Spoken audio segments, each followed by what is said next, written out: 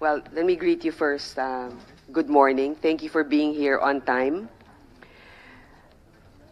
I am sure that many of us begin the day the same way and end it by checking our Twitter, Instagram, Facebook accounts. We check our Facebook, text, notifications before we check on our loved ones. And at night, stories over dinner. We share jokes on the family Viber group. If these have become our daily routine, then most likely we've been waking up to and going to bed with news, some fake, mostly real, I think. Someone once said that if it's fake, it isn't news, it's propaganda, misrepresentation, misinformation, or to put it more bluntly, outright lies. So I think that first, we should differentiate news from opinion. The term news is defined as a report of recent events. Opinion, on the other hand, is a view or judgment formed about something that is not necessarily based on fact or knowledge. Currently, the term fake news, as used by the public, means a wide array of things, from false reports to propaganda and to true reports that have been spun out of proportion. This nation is churning out fake news in an industrial scale that it seems that while manufacturing is down, fake news factories are booming, and that while agriculture output is low, that of troll farms is high. Fake news has become so pervasive through the use of bots and trolls, and these fake accounts are able to sway public opinion, shape civic discourse, affect social interaction, and influence government. It is not only in politics that fake news is blurring the truth and deepening the divide. It has encroached in other fields as well.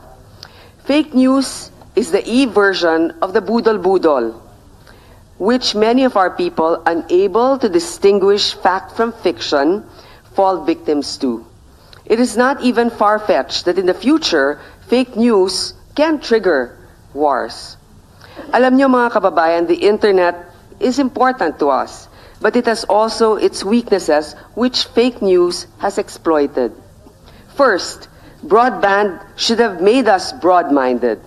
But thanks to fake news, it has kept many of us imprisoned in our own narrow political beliefs. Hindi nga ba internet is deemed to be an instrument for liberation technology? But now it is being used somehow to enslave people to a certain dogma. Kaya nga ang sabi nila, fake news is in the eye of the beholder. Who determines it through his colored lenses? Dilaw? Pula, asul, yan mga kababayan ko ang resulta ng ating color-coded politics. Imbis alamin kung magaling ang isang ideya, ang unang tanong kaagad ay kung saang kampo galing yan. Second, while the internet also promotes connectivity, it has sadly been used to erect firewalls within and among us that prevent dialogue dahil maraming natatakot. Baka mabuli. And when conversation does not happen, the forging of consensus so essential to our democracy is affected. Kaya nga third, hindi lang usaping legal or political ang pagsusuri ng fake news phenomenon. Dapat din pag-aralan ang sociological impact nito.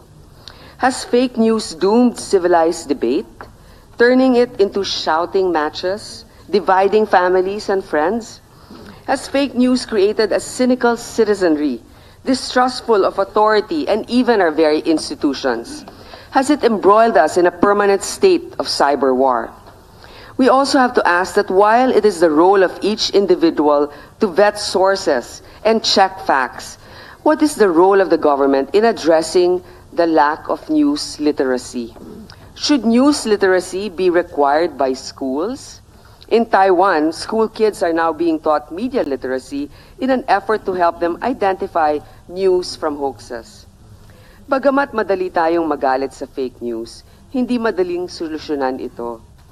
There are free speech considerations. Media opposition to the government is not new. In fact, media is nicknamed the fourth estate or the fourth branch of government because it is expected to perform the role of a watchdog. It is expected to provide a check against the abuses of the other branches of the state. A blogger should also not be penalized for his views. But just how far can journalists or ordinary individuals go in speaking against the government? Paano mo ituturo ang online do's and don'ts sa mahigit 100 milyong tao?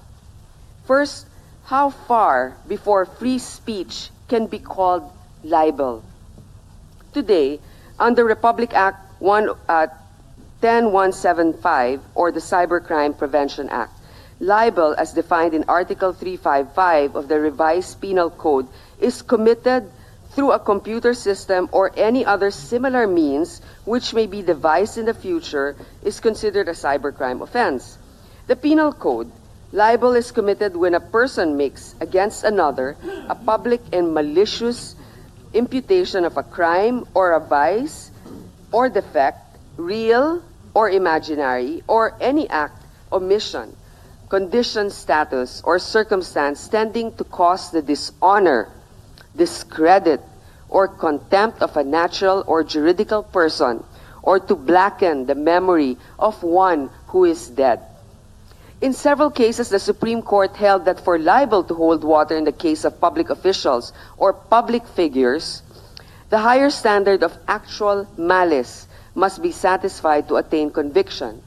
Actual malice or malice, in fact, is committed when the offender makes the defamatory statement that the knowledge that it is false or with reckless disregard of whatever it is false or not. In proving actual malice, the burden of proof lies with the offended party. Second, when people in authority habitually employ alternative facts that it fuels the fake news phenomenon, can they be held liable? The phenomenon of junk news and its dissemination over social media platforms have transformed, some say, destroyed political debates. It is important to ask these questions because unlawful means of publication and unlawful utterances is already penalized by Article 154 of the Penal Code. Under our law, any person who printed, published, or caused to be published as news any false news which may endanger public order or cause damage to the interest or credit of the state shall be punished.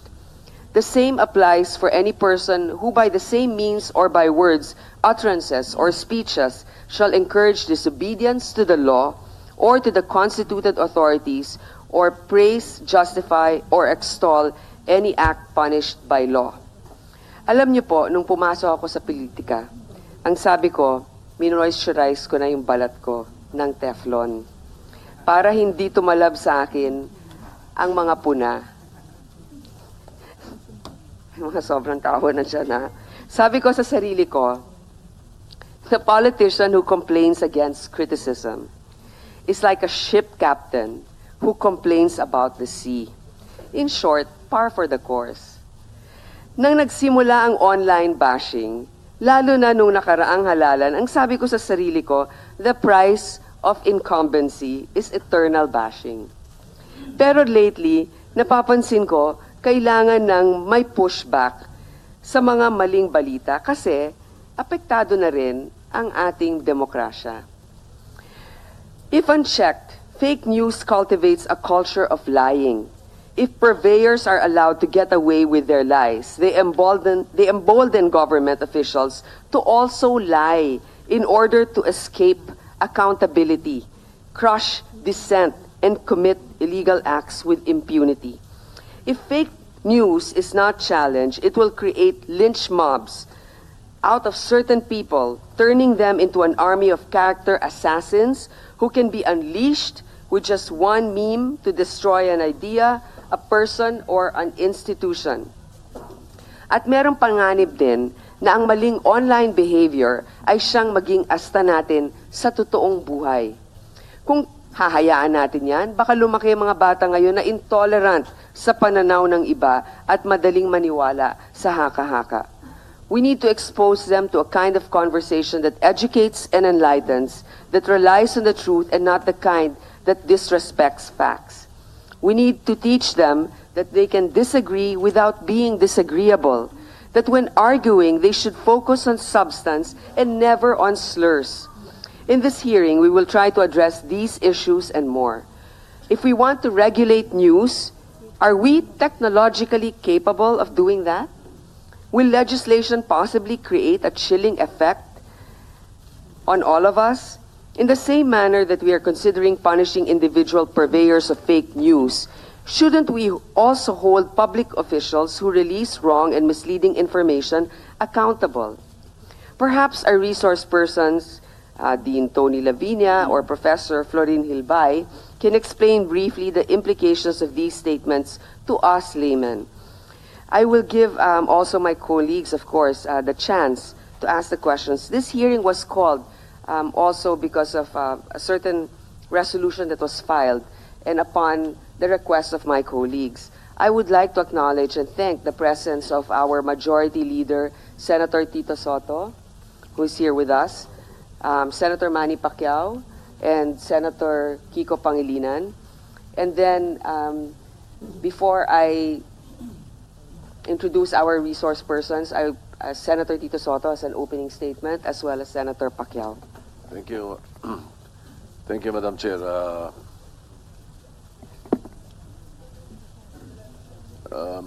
And thank you for calling this public hearing.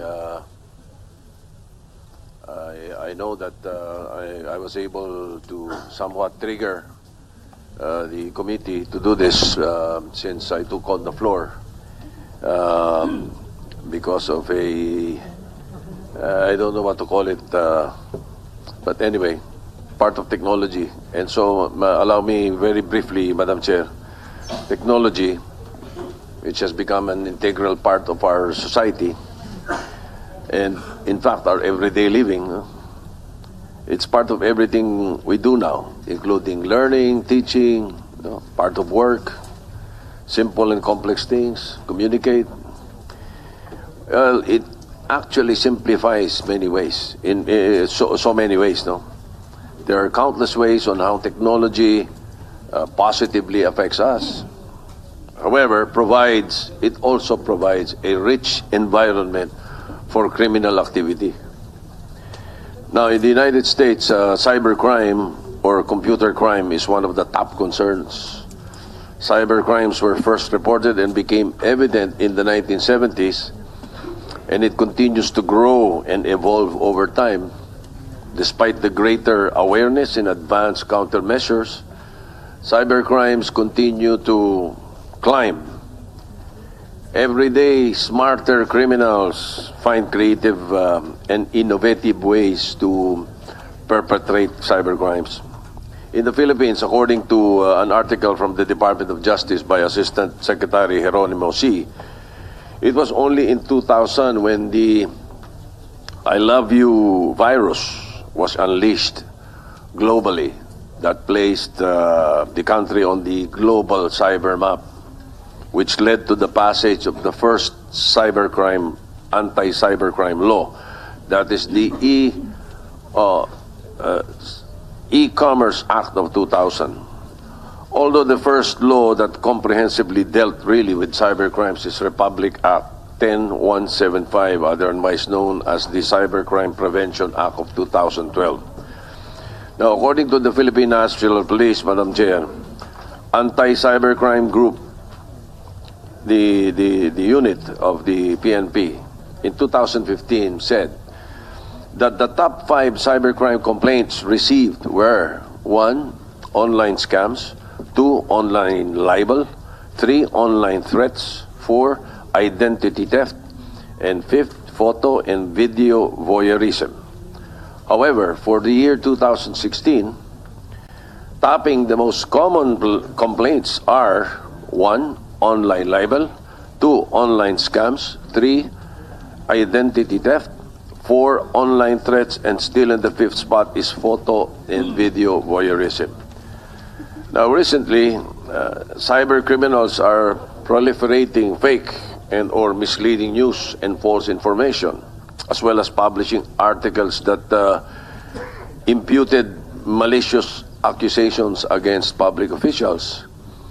Of course, we feel that the intent is to cause damage or destroy a government institution like the Senate, which are treated as the version of truth for some and influence public opinion on the person or institution, the subject of the article. Now, what makes the situation worse is the fact that these criminals are hiding behind or through false names and or fake websites. Sabi nga nila mga duwag. Because in the past, those who went against the Marcoses were not afraid to show off their faces. They were on the streets. Harapan lumalaban. Ngayon, malalakas ang loob nitong iba dahil titirahin ng gobyerno, nagtatago sa likod ng mga computer. Madam Chair, we, the government officials, are at the center of this issue. We are the usual victims of these fake news and online libels.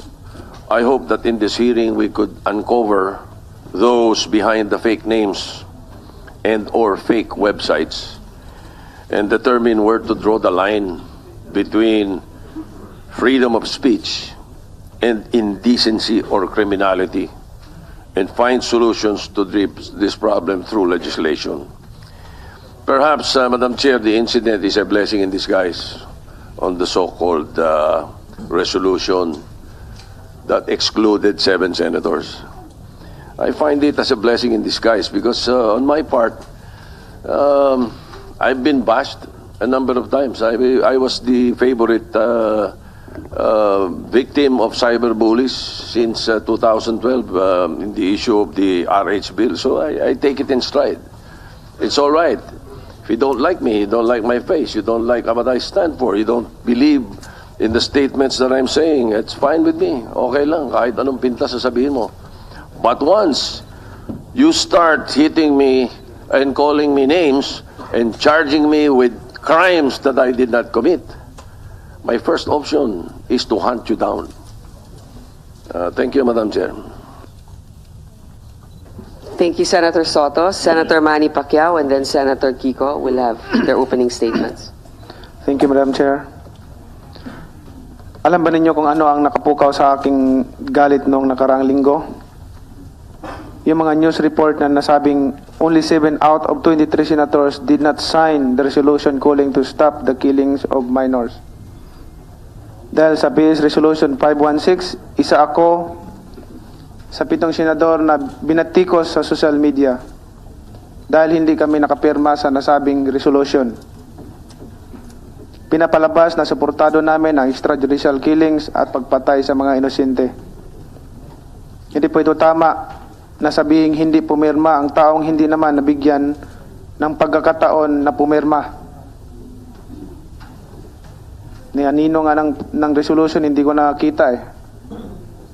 Ayon sa press release mula kay Atty. Herminio Bagro III, Chief of Staff ng opisina ni Senator Kiko Pangilinan,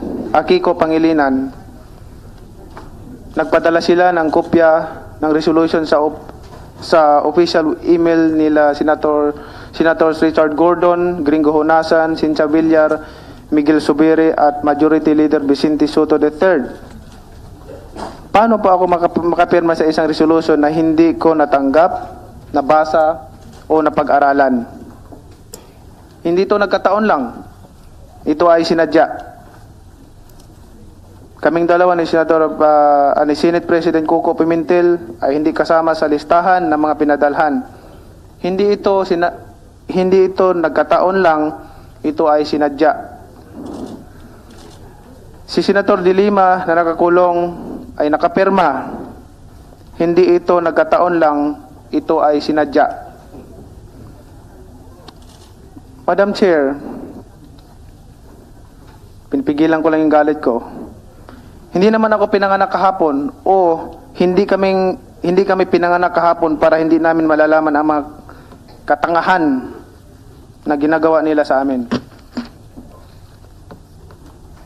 Hindi na bago sa akin ang binabatikos, ang minamaliit sa social media. Nasanay na ako niyan. Inaatake ang aking pagkatao at nadadamay pati rin ang aking pamilya. Pero hindi dahil nasanay na ako, hindi pwede ko nang palampasin ito. If news is considered as the rough draft of history, I don't want to be written in this manner and be remembered as someone who supports the killing of the innocents because that is not true. Uulitin ko po, kinukundina ko ang mga pagpatay sa mga inosente, lalo-lalo na ang mga batang walang kamuang-muang. Ako man ay lubos na nanghihinayang sa mga buhay na nasasayang.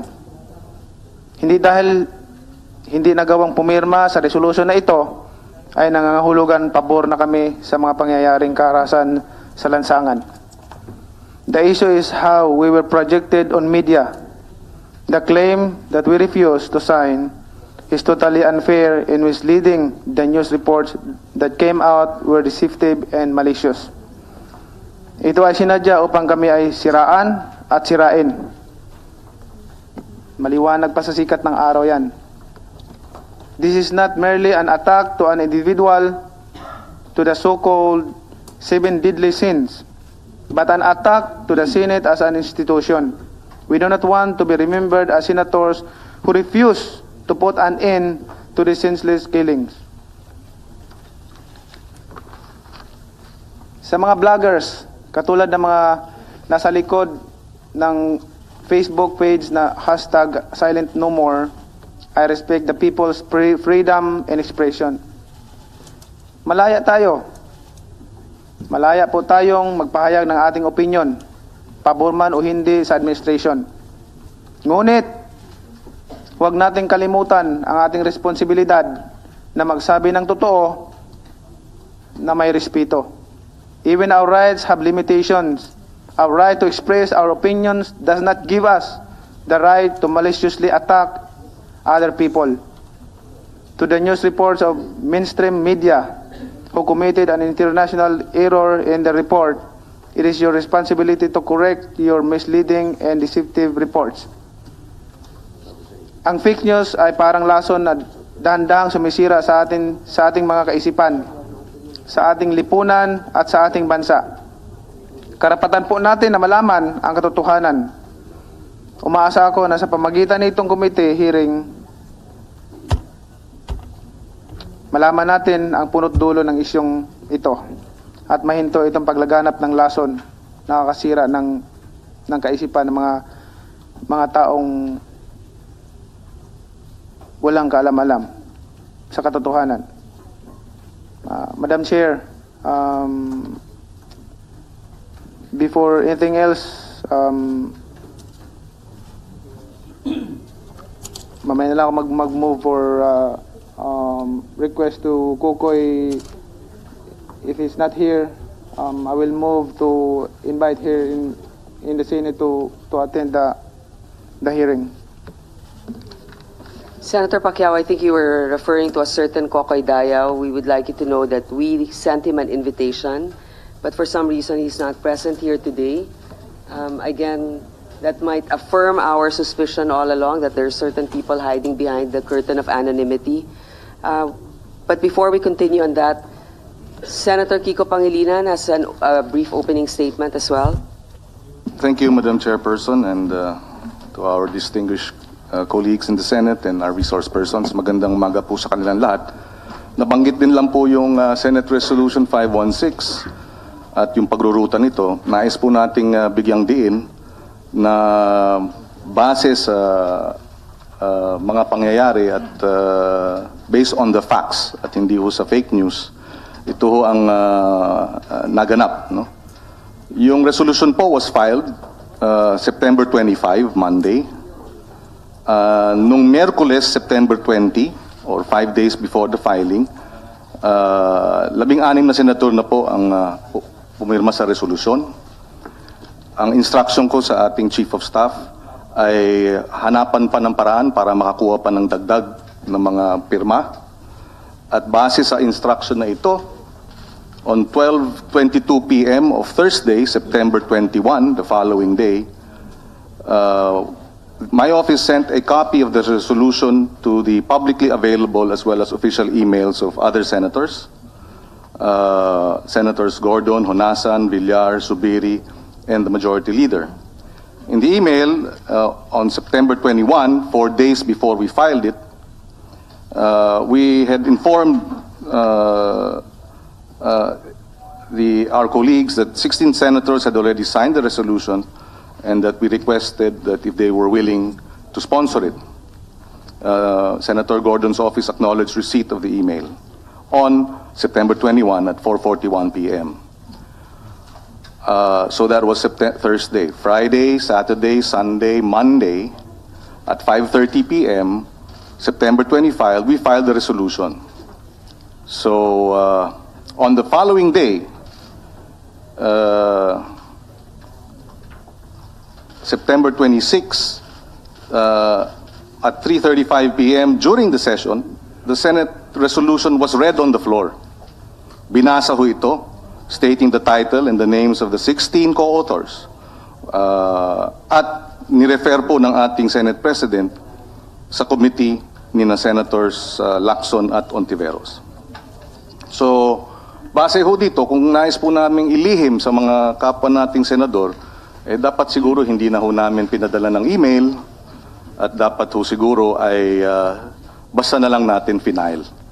At so sana po, base dyan sa paliwanag na yan, ay maliwanagan ang ilan nating mga kasamahan at ang media na wala hong attempt na ito'y ilihim sa mga kapwa nating senador. At kung merong mang hindi magandang naging reporting, ay wala na po sa atin yan. At alam naman po natin kung gaano katindi ang fake news, ang paninira, kaliwat kanan sa social media. At dahil nga riyan, tayo po ang isa sa mga nag-author ng resolusyon para ho imbestigahan ng fake news matagal na po. I think 3 or 4 months ago. And we're thankful that we are now hearing this morning. Pero nalilihis ho tayo dun sa usapin ng fake news. Balikan lang po natin very briefly ang fake news. Pag-usapan po natin. Balikan po natin yung kaso po ni Kian. Last August, sabi po ni Senior Superintendent Chito Bersaluna, under oath and he verified that Kian de los Santos as a drug pusher na verify nila through social media. Hindi po ba? Sabi, nakita na daw sa balita sa social media na may connection daw si Kian sa drugs. And I quote, "We base some information na lumalabas sa social media. Yun lang po basis namin, sir, after na nung incident, sir." The backlash after this statement was profound. Filipinos took to social media to express their outrage towards the use of online platforms to justify or be the basis for such operations. Netizens took to defending the memory of Kian against an onslaught of internet trolls bent on politicizing the tragedy. Cautionary art cards became viral, and events organized online translated into mass protests offline. Yung ganitong pag-apaw ng sentimento, pakikiramay ng mga tao mula sa malayo, this is what social media and the internet affords us. There are many more instances in our recent history, ladies and gentlemen, that show the positive aspect as well as the flaws of social media. Positive because it allows easy access to information that was not readily available before. Positive because it allows for a space where people are able to express their thoughts on issues. Positive because it bridges gaps to allow conversation between fellow men, between the politician and the people they are serving. Such dialogue is important for a robust democracy. Democracy demands dissent. Equally as important, though, democracy demands that we treat truth as an imperative. And when truth becomes subverted, whether through money or coercion or the desire for power, so too do the flaws in the design reveal themselves. Opinion mutates into propaganda stories turn into lies. Today, as is evident, not only here but around the globe, interest groups have found ways to exploit the system, ensuring that their narrative, their truth, is the one that engages more people. Even some public officials have taken to social media to peddle falsehoods. Who guards what comes out of the internet? Unlike the fourth estate, the traditional media, the internet does not provide for editorial checks and balances that can take those who spread misinformation into account. Fake news is divisive. It feeds our prejudices, our pain, our anger and fear, and the feeling that we have somehow been wrong. It polarizes society, it divides democracy into camps when it should unite as one nation, conducting discourse with goodwill. Fake news is lying, and lying is wrong. If we are to survive as a nation, then we must remember such simple truths. Hindi tama ang magsinungaling, and the lying must stop. This is the challenge to us. This is beyond what is viral, ladies and gentlemen. This is the bigger picture we need to look into. And we welcome this public hearing on the proliferation of fake or misleading news and false information. Salamat. Madam Chair. Madam Chair. Madam Chair. Senator So Soto. is with the explanation of Senator Pangilinan, is he saying that because definitely we did not receive the email. If we received an email, I cannot sign an email. Were the other 16 senators sent email also to sign? So therefore, what he's saying is that the news is incorrect. The news that we refuse to sign is incorrect. Perhaps we were not able to sign, they did not make us sign, or what, for whatever reason, but it is not correct that we refused. That is correct. Yes, I will. I would want to hear that from the Senator Pangilinan. As long as he says that, then let's forget about it and let's go to the content of the fake news. Perhaps Senator Madam- Pangilinan, I know this is beyond our public information hearing, but just to clarify it as a context at the beginning. Yes, that is correct. So you agree that the news is incorrect? They weren't aware of it? That's why they No, didn't it sign is incorrect. It is incorrect to say that they refused to sign, because and that's why I said hindi ko na hawak yung ganong klaseng ano. Because we sent it on the email, and in the email we said if they wish to avail of or sponsor it, then we can send the resolution to them. But that doesn't mean they refused. I will confirm that. The media line saying that they refused to sign is not accurate. Thank you for the clarification, Madam Chair. Senator Kiko. So just to be clear, sinabi ni Senator Kiko na hindi tama ang lumabas na balita na yung 7 ay ayaw pumirma. I may just add, because Gusto nilang pumirma siguro, di sa kanila. Opo. immediately, ma'am, if I may add, I was asked by some members of the media through Facebook, and I said, in fairness to the 7, they can still actually, it has not been adopted, and therefore they can still associate themselves and co-author the measure, which is the practice in the Senate. Madam Chair, just want to Okay, clarify. Senator Manny. Just want to clarify na hindi ako nakatanggap ng email. Pati si Coco, dalawa lang kami na hindi nakatanggap ng email about dyan sa resolution na yan. At mali yung sinasabi na in-email sa amin, hindi namin natanggap namin. Mali po yung lumalabas yun. Just clarification lang dahil damage has been done.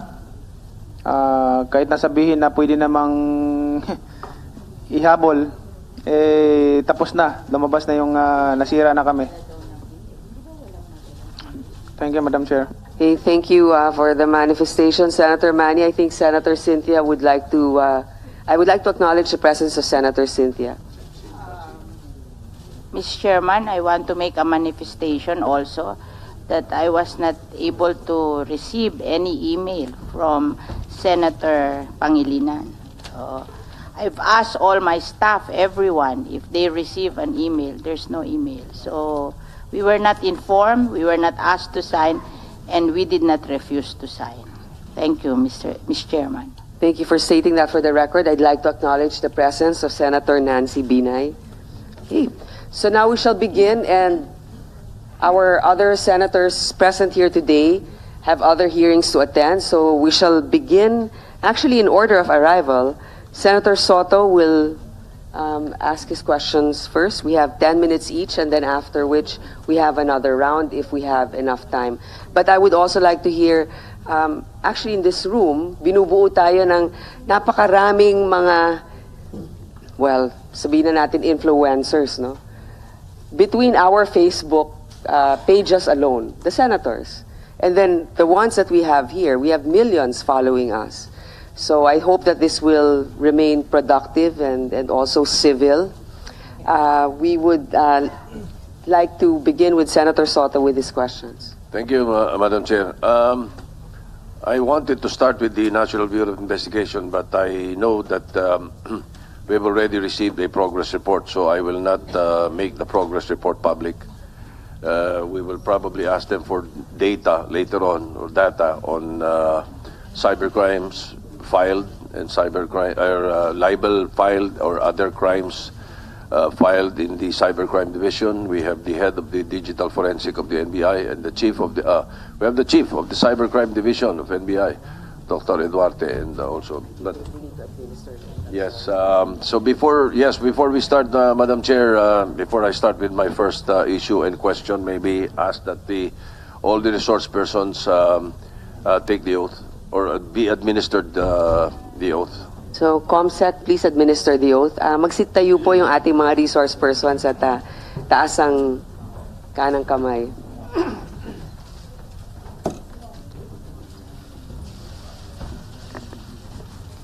Do you swear to tell the truth and nothing but the truth in these proceedings?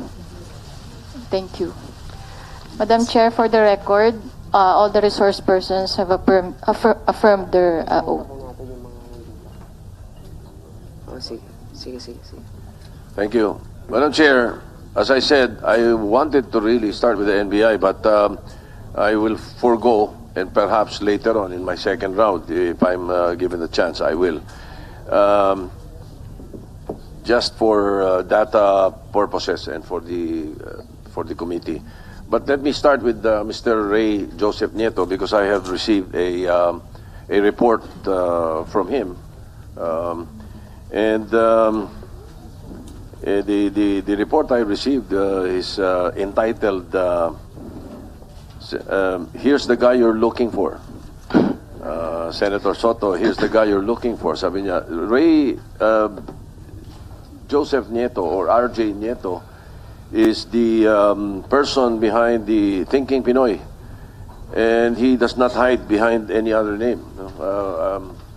Is this correct, Mr. RJ Nieto? Well, Mr. Nieto?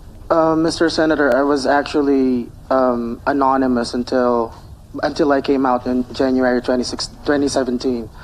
Although the Liberal Party has known my real identity since as early as February 2016. So, half anonymous, half not.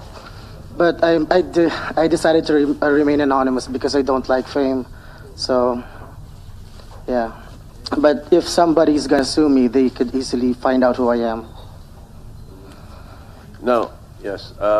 Actually, I follow your blog, and you show your face there. Even if you go by a certain name, alam naman kung sino ka. So at least alam natin yun. Senator. Right. I've been browsing through this report that I have received, and you apparently have uncovered many other websites. Do you call it a website or a blog or? Actually, sir, ang problema po natin, yung mga karamihan po yung mga Facebook pages na mga anonymous na nagkakalat ng fake news. Kaya lang po yung mga Facebook pages na yon, meron po silang mga nakatie up na websites. So sa akin, yung Facebook page ko po na Thinking Pinoy, may nakatie up na website na thinkingpinoy.net. So yung pong Silent No More Philippines na Facebook page, may nakatie up doon na silentnomoreph.com.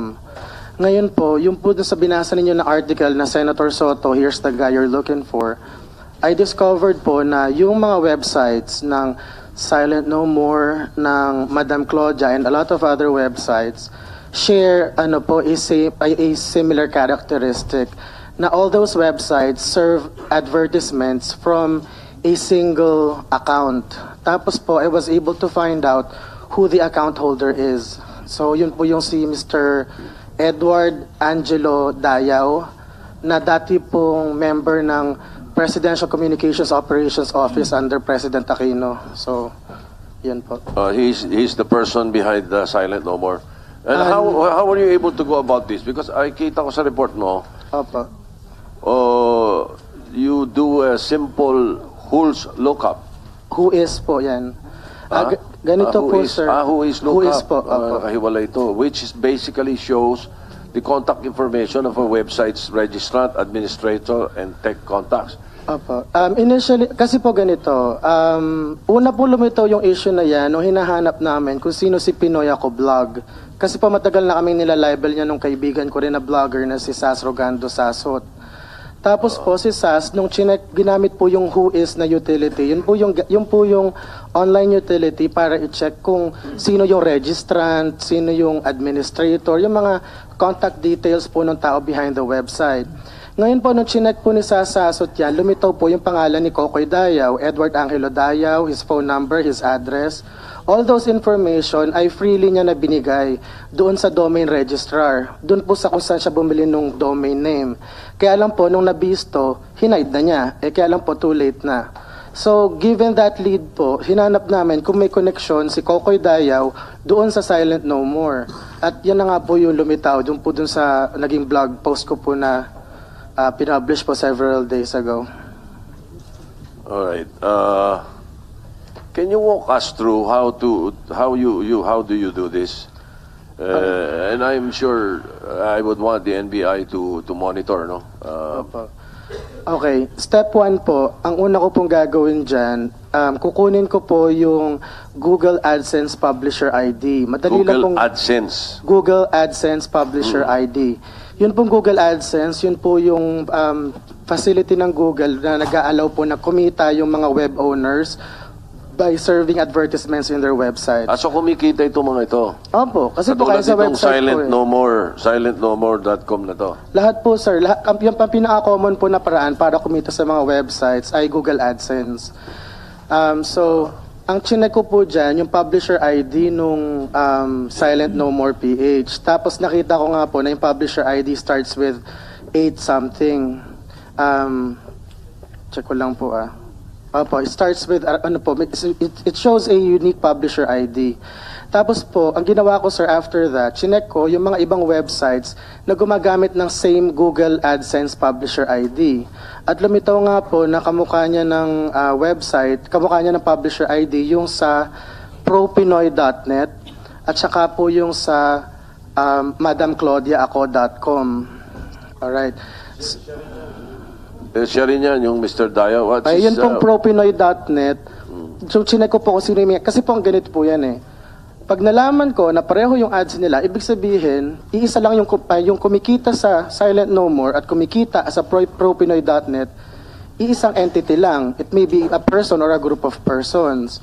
Ngayon po, binackground check ko naman kung sino po yung may-ari ng propinoy.net. As I found out po na dalawa po yung tao. Una, si Mr. Edward Angelo Dayao or ang nickname ay Cocoy, na dating tao ng Aquino era PCOO. Cocoy Dayao.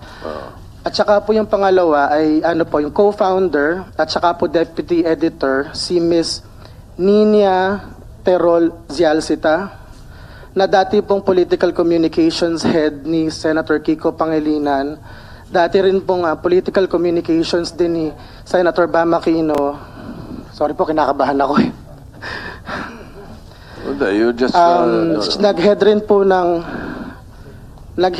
siya ng elections po ng senatorial campaign ni Senator Bam Aquino noong 2013. Siya rin po yung nag-hold nag-new media head rin po ng 2010 senatorial campaign ng LP.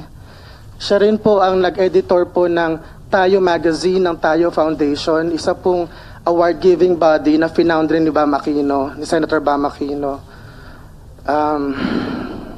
Dali lang po 1 minute, kinakabahan ako.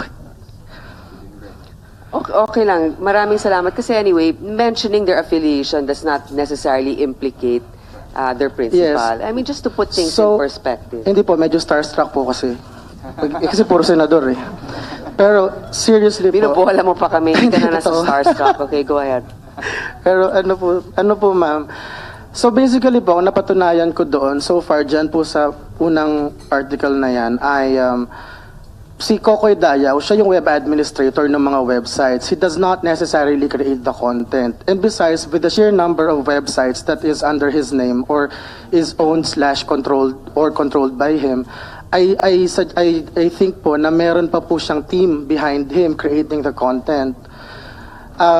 So he's administrator. Pero po may You said control he po siya sa lahat ng doesn't mga necessarily create the content, ganon? Of Hindi all po this. necessarily. How many websites does he operate? Mahigit 20 po eh. 20 plus? Opo. Mahigit 20 po. Pero po yung mga Can you nagkakalat... submit to us a list of all these? I'm willing po to websites? provide information if you're going to give me blanket immunity. Kasi po, I don't want to be held liable for the information that may be disclosed. Well, I don't think you're committing any crime by giving us a list. No? But we can consider that later on, perhaps. Well, I can give you a list of the information that is freely available online. Pero po, I Na accidentally... hindi lang namin alam hanapin. At yung mga katulad mo ang nakakahanap. Actually, alam pong hanapin ng mainstream media pero nagpapanggap sila na hindi nila nababasa yan eh. Kasi po sir, kasi po ang style ng thinking Pinoy when I write articles, I write them in a way na po pwedeng gayahin nung nagbabasa kung paano ko dinerive yung information.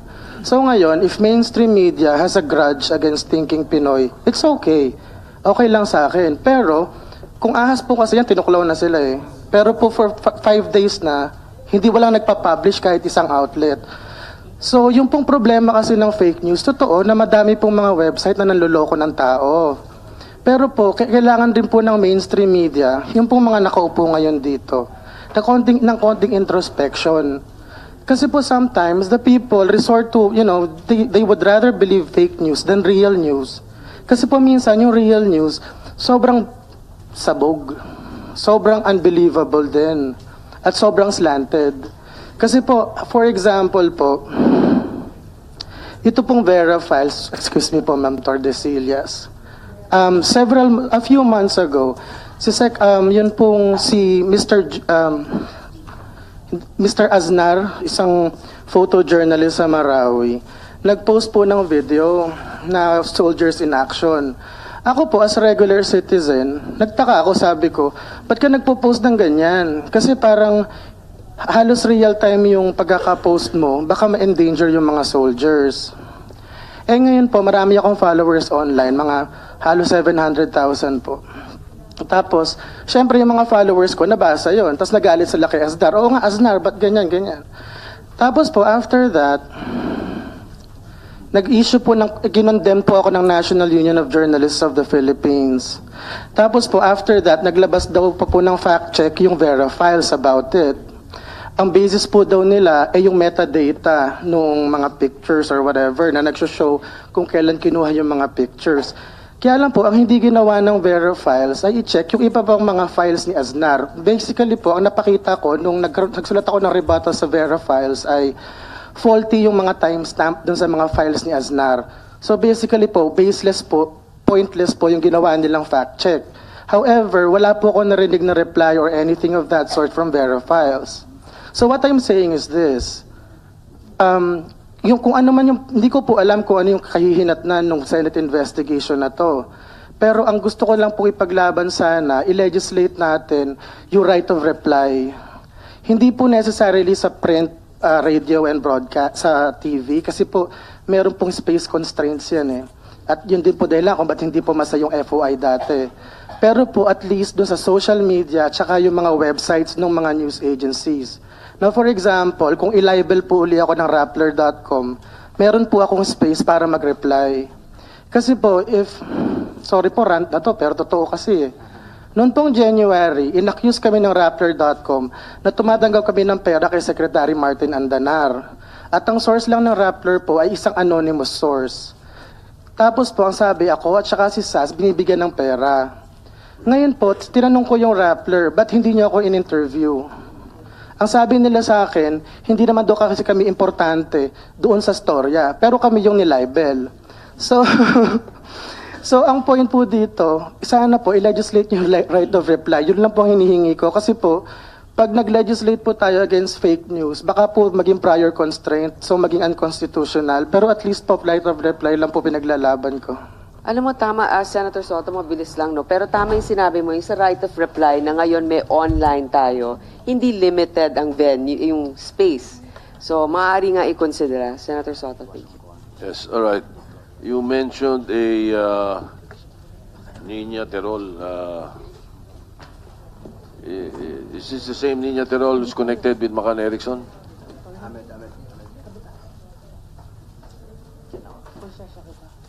I'd like to acknowledge the presence of the Minority Leader, Senator Drilon, and of course, Senator Aquino and Senator Zubiri. Thank you. Is this the same Nina Terol of Macan Yes, Erickson? yes. The same Nina Nitrol that was under Senator Aquino from, I think, 2012 to 2014. And then who is this Sas? Sinasabi mo yun? Sas Rogando Is also an Sasot administrator? Sas Rogando Sasot is another blogger who's a close friend of mine. We work together on a lot of things. Okay. Do you think the Google AdSense ID or account denotes ownership or of a website, or is it possible that the owner of the website be different from the owner or the one who owns the Google AdSense ID? That is possible po. Kaya lang po, That is possible, I'm but what is the asking- common thing? I can answer that po in an executive session if you will grant me immunity kasi I don't want to break laws. We'll Because I consider have that. We'll consider that later on after perhaps the rest of the hearing is done. Opo. We'll consider your request. Pero disclaimer lang po, sir, hindi ko po sinasabi na complicit si Nina Terol doon sa issue. All I'm saying is siya po yung Just, commonality. the name just rang a bell when you Apa. mentioned it. With the permission, Mr. Chair, Madam Chairperson, with the permission of Senator Soto, I just want to clarify, Madam Chair. Madam Chair, just a quick clarification because he wants to go into executive session. Why is that? I think he wants to go on executive session before he divulges certain individuals that are connected with certain websites or blogs. Why does it I- have to be an executive session, ma'am? May we be clarified? Well, I think he's just being cautious, and we can't blame the individual for being cautious. But Mr. maybe Chairman, we have a I lawyer don't here think he's to being explain. cautious at all, Mr. Chairman. After all, he's been stating individuals who had worked here already. He mentioned my name already. So, nasan po yung caution doon? Baka Well, magandang ikwento na lang ho niya lahat ngayon. with- Magkalabasa na, Mr. Chairman. Hindi, alam mo, there's a way. Okay. Wait, Madam Chair. He merely said some of the questions he would like to answer or give to my questions. He would rather give it in executive session. He's not asking for it, and I am not moving for it. So let's take it easy. Relax lang kayo. Huwag kayong masyadong hot. Hindi, alam mo, unang-una. Wala namang humihingi na executive session eh. Hindi pa ako tapos eh. Senator Soto, perhaps, no, para lang para hindi masyadong kabahan si Mr. Nieto, itong mga pangalan naman na ito ay base sa yung pagsasaliksik. Di umano. Hindi mo pa naman sinasabi na sila talaga yon, di ba? Kaya nga tayo may pagdinig para maberipika. So, hindi yan libel, hindi yan naman paninira, kasi dapat nga magbukas tayo dito at sabihin natin. So, At matuto tayo kung paano nabubuksan Sige, ito at Senator Soto. nakikita natin kung sino mga nasa likod nitong mga vlog na ito. Sapagkat nagtatago nga eh. O ito maganda because nakikita natin ngayon ito. Of course, the progress report of the NBI is another thing and I will not insist that we divulge it now. But ito mga informasyon na nakukuha natin, palagay ko malaki maitutulong sa committee. At tayo mismo at ang inyong mga staff would be able to follow the style or the system that he is following so that we may be able to find out more, no? Like, to continue with Mr. Nieto, do you have a duly recognized organization? Yung, Wala, like yung National Union of Journalists, meron ba yung OKBP? Yung mga Wala po. Kasi po bloggers? sir, ano lang yan eh. Facebook account ko lang yun na nag-vlog ako, tapos nag-viral na lang bigla. So, wala pong kaplano-plano yan eh. Okay, Yung so, pagiging- again, for the record, no, para mas malinaw, dahil maraming informasyon ka nabigay kanina eh. How did you confirm that Mr. Dayao or Cocoy Dayao or whatever his first name is the editor-in-chief and chairman of ProPinoy.net? Editor-in-chief and chairman of Pinoy. Kasi po, marami po mga news article na nakiklaim na gano'n. Tapos bukod po doon, yung sarili po niyang LinkedIn account, yun po yung isang social network po na for pang professionals. Na sinasabi na yun po yung gano'n siya, editor-in-chief and co-founder ng ProPinoy.net. And he is operating also more than 20 other websites. The evidence suggests po na yes, he is operating around that many websites. All right, thank you. Madam Chair, I'll continue later. Medyo, perhaps you can go to the other resource persons or they would continue with Mr. Nieto. I will do my second round later. Yes, but Senator Soto, of course, you called for this hearing, also one of the ones that called for this hearing. We'll give you more time if you need. The next would be Senator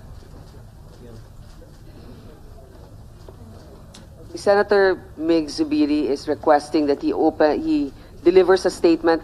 Perhaps you can ask Senator Pacquiao because he's next. Okay lang, if that's all right with Senator Pacquiao, I'll just give an opening statement as Sige, well. sige, Madam Chair. Thank you.